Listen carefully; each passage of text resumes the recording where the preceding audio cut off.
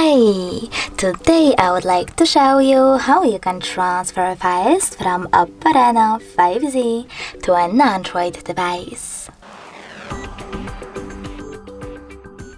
You need to start by going into Play Store on both and tapping on the search bars. Now type in Send Anywhere and download this app from this developer. When it's ready, choose Open.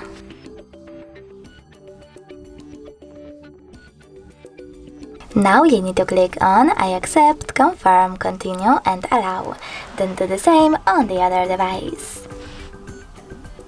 Following that, choose Send on Oppo and Receive on an Android. Then click on all of those type of dots on Oppo smartphone and select Send here. This way you will choose all of them and transfer them later on. It will take a long time to do it now, so I will go with only one. Just for example, choose Send and click on Got it. Now on an Android, just no thanks and close this window. Finally, we have two ways to connect. We can scan this QR code using this scanning icon on an Android, selecting while using the app or only this time, and pointing our camera at the code.